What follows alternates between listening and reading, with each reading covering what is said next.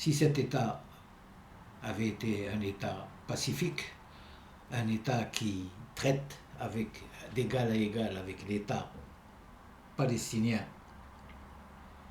arabe, quand je dis arabe, État palestinien, où il y a des chrétiens et des arabes et des musulmans. C'est-à-dire c'est un État laïque en vérité, ce que n'est pas notre État, même s'il y a des musulmans de l'autre côté, il se dit, parce que les musulmans sont l'objet de beaucoup de persécutions en Palestine. Ils sont victimes du racisme.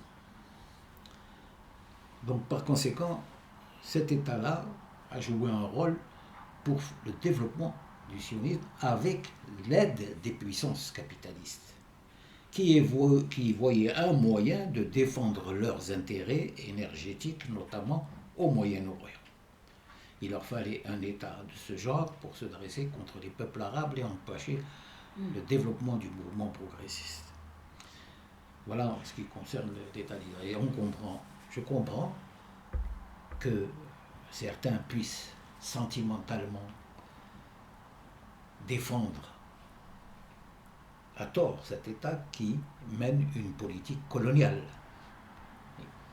contre laquelle je m'élève en tant que communiste, mais quand je dis aussi en tant que juif, c'est pas parce que je veux donner mon origine, mais parce que je veux dire qu'il n'y a pas que des juifs qui sont sionistes, il y a des juifs aussi qui sont internationalistes, comme moi, qui sont des communistes, qui sont des progressistes et qui ne regardent pas d'après l'origine ethnique ou d'après l'origine religieuse. Ce qui compte pour nous, c'est comment nous nous situons par rapport aux moyens de production. Et ça reste là.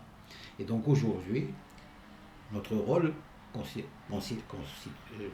principal, c'est de poursuivre ce travail de solidarité avec un peuple qui est opprimé, exploité, comme le peuple palestinien arabe. C'est notre devoir de le faire et c'est notre rôle de le faire. Voilà. En quelques mots, résumer ma pensée sur cette question des sionistes.